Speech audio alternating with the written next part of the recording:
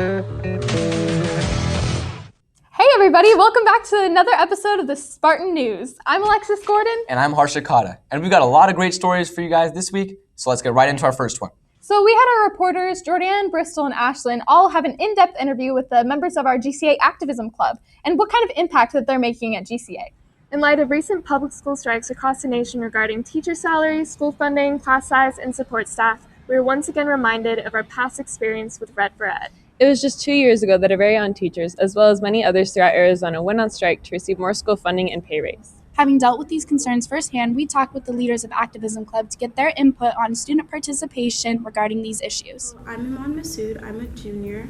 I am Secretary of Activism for Our Lives, and I'm also part of Comms and March for Our Lives. Has Activism for Our Lives Club been impacted by or involved with the recent protests? We see that change needs to happen, so us as students take control into our own hands and go get that change.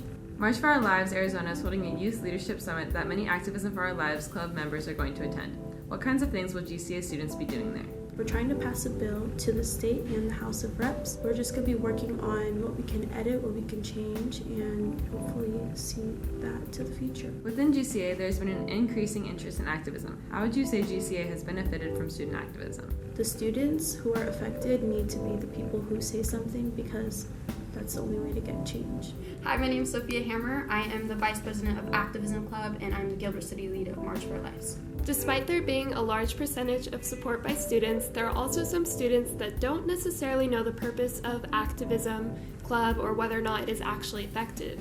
How would you respond to those students? A lot of students feel like activism is like a political club, and it is not. It's completely nonpartisan. We go to a lot of events, including like Red for Ed events, March for Our Lives events, 0 Hour events.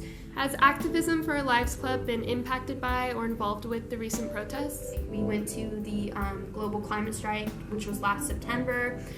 We go to a lot of Red for Ed events. When Pride Festival comes around, we go to those events, and then we also go to Women's March events. Anything that's really going on in the community that we see as an issue, that we see that wants to be changed, we go to. So Activism Club works very closely with March for Our Lives on various issues like gun safety. How has that collaboration affected our own campus in terms of student safety? We're not affiliated with March for Our Lives, however, we do participate in a lot of March for Our Lives events. They got passed $20 million through the Senate for SROs and counselors, so that's pretty cool. That helps our school, that helps schools around Arizona.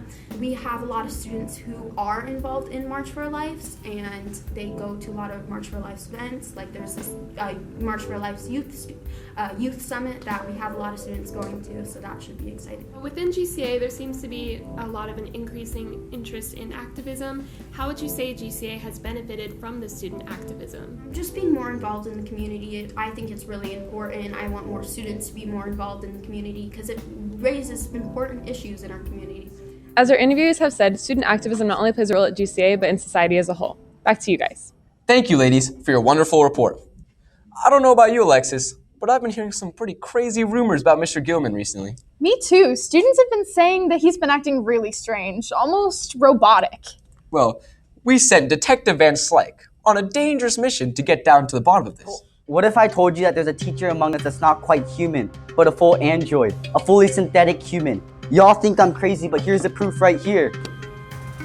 Now, I'm just missing something. I'm missing something of a small little puzzle piece. And that's why I'm gonna interview Robotics Club to figure out the mystery. I'm here with Rich Dewin, member of Robot Club. I think you mean Robotics Club.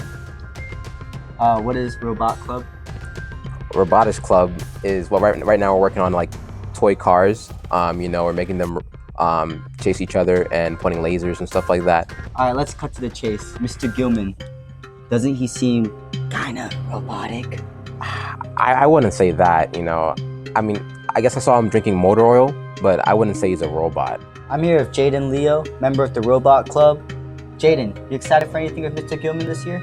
Yeah, well, I'm excited to use our robots to battle each other and see who the real robotics master is. All right, now that's interesting. But do you have any secret projects you can tell me about? Not that I think of. Come on, man, don't lie.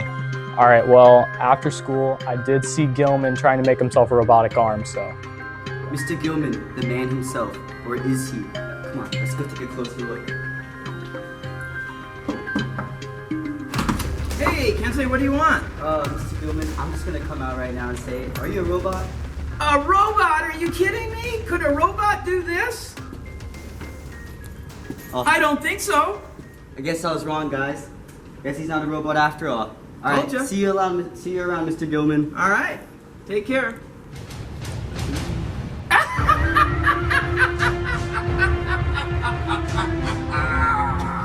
Thanks for the information, Detective Van Slyke. And before we go, if you have any questions or feedback for the Spartan News team, go ahead and email Jacob Shannon. Thanks for watching, and we'll see you all next episode. Cheers!